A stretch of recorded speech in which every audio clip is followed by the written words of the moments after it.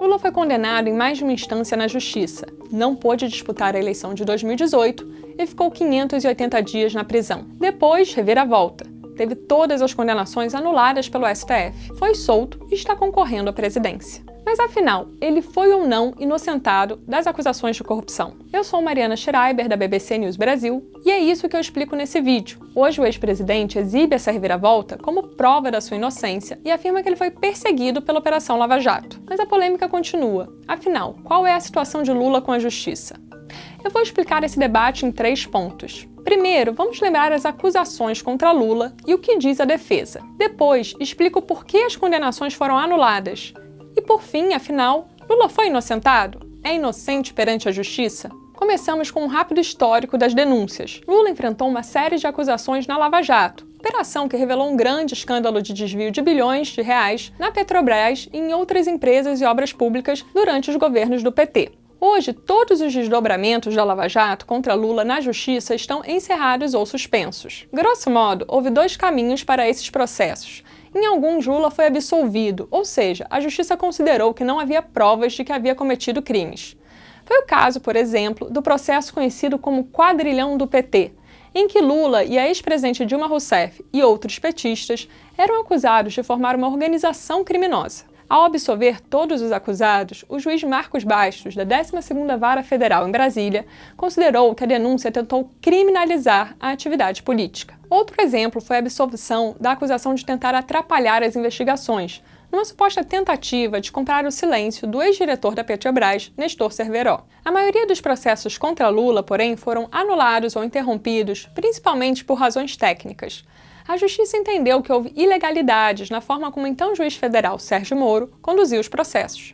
Ou seja, não houve uma análise final de mérito das acusações para decidir se elas eram verdadeiras ou falsas, porque a Justiça entendeu que não é possível fazer essa análise em um processo em que os direitos do acusado não foram respeitados. Isso aconteceu, por exemplo, nos 2 processos mais conhecidos, em que Lula chegou a ser condenado, o do triplex do Guarujá e do sítio de Atibaia. No primeiro, Lula foi acusado de receber uma cobertura no Guarujá, no litoral paulista, do grupo OAS, como um suposto toma lá da cá por desvios de recursos da Petrobras. Ele tinha comprado com sua mulher Marisa Letícia um apartamento menor no mesmo prédio em 2005, no valor de R$ 195 mil.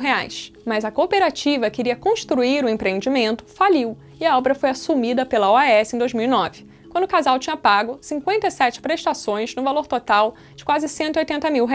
A acusação sustentava que, após a OAS assumir o empreendimento, a cobertura teria sido reservada para Lula no lugar do outro apartamento. Lula e Marisa Letícia chegaram a visitar o imóvel em 2014 para ver as obras realizadas pela OAS na cobertura. Ainda segundo a acusação, o triplex estava sendo personalizado para o casal e não tinha sido passado formalmente para o nome de Lula como forma de ocultar o crime. Segundo a Lava Jato, a diferença entre o que o petista pagou no imóvel menor e o valor da cobertura, com as obras feitas pela OAS, seria de 2,2 milhões de reais. Já a defesa diz que a OAS estava tentando vender o triplex ao ex-presidente. Afirma também que o casal de fato visitou o apartamento para avaliar sua compra, mas que acabou desistindo do negócio. No caso do sítio de Atibaia, Lula foi acusado de ser beneficiado por obras realizadas pela OAS e Odebrecht no imóvel no interior de São Paulo, que pertencia a um amigo seu e que o ex-presidente frequentava com sua família. Ou seja, eles viram uma forma de benefício indireto a Lula. A defesa lembrava que o sítio não pertencia a Lula e dizia que não havia qualquer prova concreta de que as obras foram pagas com dinheiro desviado da Petrobras. Insistia que as acusações se baseavam na palavra de delatores ou de outros réus do processo que estariam tentando se beneficiar na justiça ao envolver Lula no esquema. Lula e seus advogados diziam que as acusações eram uma perseguição política da Lava Jato contra Lula, com apoio de parte da grande imprensa brasileira, com o objetivo de tirá-lo da vida política. Nos 2 processos, Lula foi considerado culpado pelo então juiz Sérgio Moro. Nas sentenças, Moro considerou que os imóveis não estavam no nome de Lula como forma de ocultar os benefícios que estaria recebendo ilegalmente. Ele condenou o petista por corrupção passiva e lavagem de dinheiro.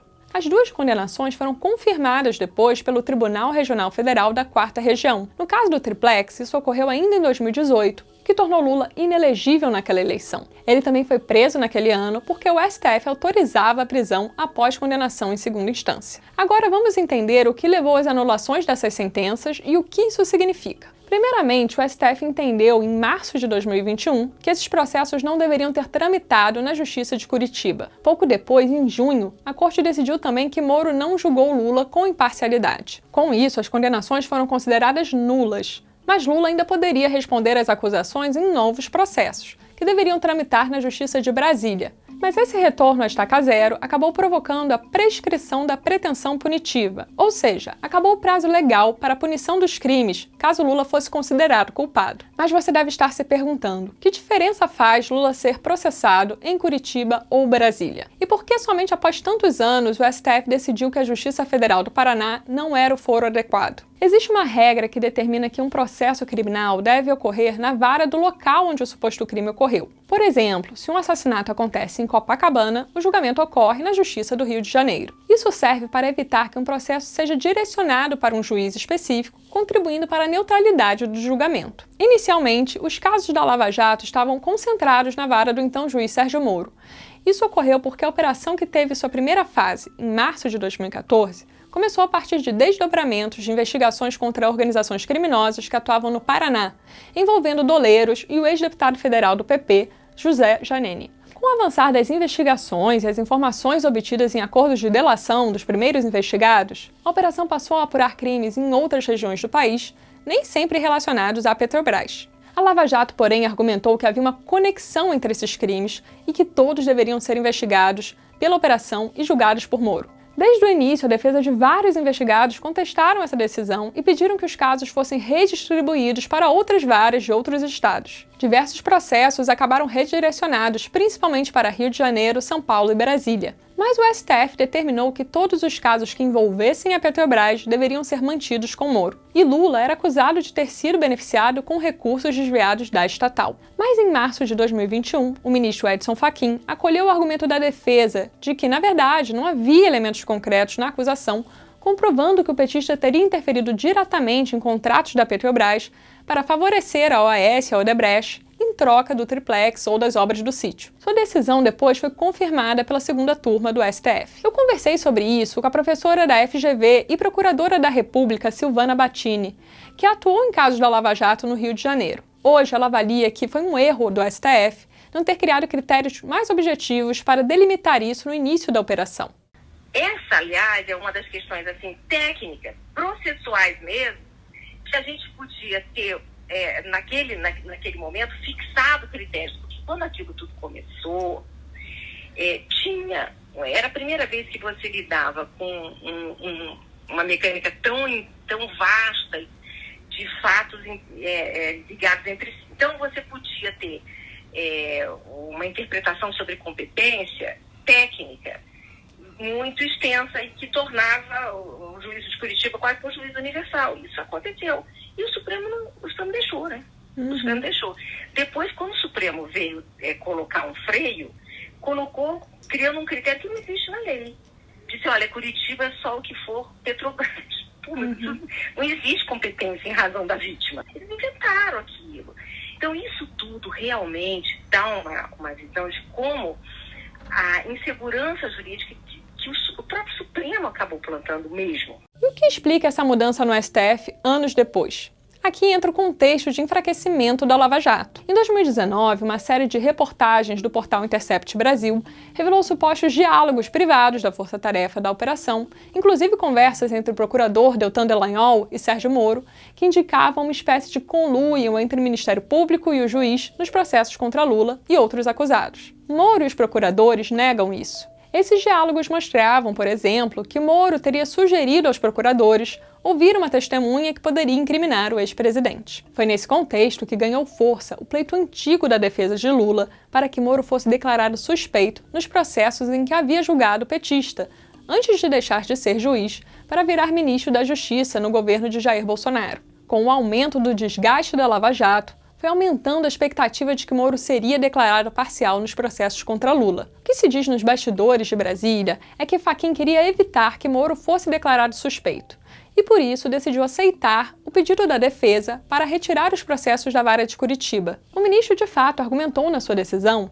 que, após a mudança dos casos para outra vara, não fazia mais sentido julgar se Moro era ou não parcial. A preocupação de Fachin era que a declaração da suspeição do ex-juiz tivesse efeito mais amplo de anular não só as condenações, mas todas as investigações contra Lula em Curitiba. A maioria do STF, porém, discordou de Fachin e, com isso, a segunda turma analisou a suspeição de Moro e declarou que ele foi parcial contra Lula, provocando a anulação de todas as investigações. E aí chegamos ao nosso terceiro e último ponto. Afinal, é possível dizer que Lula foi inocentado nos casos do triplex e do sítio? O professor de Direito Processual Penal da USP, Gustavo Badaró, explica que o termo inocentado não existe dentro da linguagem jurídica e é usado de forma coloquial. Dentro das normas jurídicas, lembra ele, uma pessoa acusada pode ser condenada ou absolvida. Na sua avaliação, não seria adequado, numa linguagem leiga, dizer que Lula foi inocentado nos casos do triplex e do sítio, porque isso passa a ideia de que ele foi absolvido. Eu acho que são duas situações diferentes. Uma pessoa é acusada de alguma coisa, aquela acusação é julgada e ela é absolvida. Outra coisa é uma pessoa ser acusada de alguma coisa, o processo acabar sendo anulado ou ser declarada a prescrição, sem que um juiz, ao final, diga se ele é culpado ou inocente. Essa é a situação do Lula em relação aos processos que começaram com o Sérgio Moro. E se não tem declaração de culpabilidade, aí estão certos os defensores dele. Ele é considerado inocente. Tão inocente quanto quem nunca foi processado. O que me parece que tem um certo jogo de palavras é que, ao querer dizer o Lula foi inocentado pelo Supremo Tribunal Federal, parece que você está querendo dizer que o Supremo deu um atestado de idoneidade para a pessoa. Mas afirmar que o Poder Judiciário inocentou, pelo menos numa linguagem leiga, a mim parece que dá uma ideia de que o Poder Judiciário declarou a absolvição. Já para o professor de Direito Penal da UERJ, Davi Tangerino, não faz sentido colocar a questão se Lula foi ou não inocentado, a partir do momento em que os processos foram considerados nulos. Para alguém ser inocentado ou condenado, existe um pressuposto lógico no Estado Democrático de Direito que ele tenha sido julgado, entre outras coisas, por um juiz imparcial. Então, nos casos da Lava Jato Moro, quando você tem a declaração, pelo Supremo de parcialidade do Moro, o binômio condenado ou inocente não faz mais sentido, porque ele pressupõe uma denúncia recebida por um juiz competente, imparcial, um julgamento por um juiz e uma aprovação de uma sentença por um juiz. Quando você retira dessa equação o juiz imparcial, desaparece, via de consequência, o binômio condenado ou inocentado, e aí continua a valer o quê? A presunção de inocência constitucional. A procuradora Silvana Battini também diz que a discussão é irrelevante do ponto de vista jurídico. Já no campo político, nota ela, cabe a cada eleitor fazer seu juízo sobre Lula. Essa história do Lula, da anulação dos processos dele, etc e tal, você pode desdobrar em dois aspectos. O aspecto jurídico e o aspecto político. O aspecto jurídico não tem a menor relevância o que aconteceu. Assim, o fato de se ele ser inocentado ou não ser inocentado. Os processos do Lula, eles desapareceram porque foram anulados. Juridicamente, ele está absolutamente pleno no exercício das suas capacidades eleitorais. Também não existe nenhum juízo firmado sobre a culpa. Se você não tem nenhum juízo definitivo sobre culpa, o que prevalece é a presunção da inocência. Isso é o que a lei diz, é que a Constituição diz. No plano político, isso aí é absolutamente incontrolável. Cada eleitor que faça as suas análises, mas isso aí é incontrolável para ninguém. A Constituição estabelece o princípio da presunção da inocência. Isso significa que toda pessoa é considerada inocente até que se prove o contrário em um julgamento realizado dentro da lei. Dessa forma, com a anulação dos processos contra Lula, ele recuperou seu status de inocente perante a justiça. Eu procurei a defesa de Lula. Em nota, o advogado Cristiano Zanin diz que foram encerrados na justiça 26 procedimentos que foram abertos indevidamente contra o ex-presidente. Ele destacou também que a defesa obteve a primeira decisão proferida pelo Comitê de Direitos Humanos da ONU em favor de um cidadão brasileiro, reconhecendo que Lula sofreu violação aos seus direitos fundamentais. Ele também voltou a dizer que seu cliente foi vítima de perseguição. Felizmente, conseguimos vencer o caso e permitir que Lula pudesse resgatar todos os seus direitos, inclusive os direitos políticos, permitindo que ele seja candidato à presidência da República, mais bem posicionado nas eleições desse ano, acrescentou ainda o advogado. E você deve estar se perguntando, o que acontece com eventuais novas acusações contra Lula, caso seja eleito presidente? Todos os processos da Lava Jato contra Lula estão encerrados.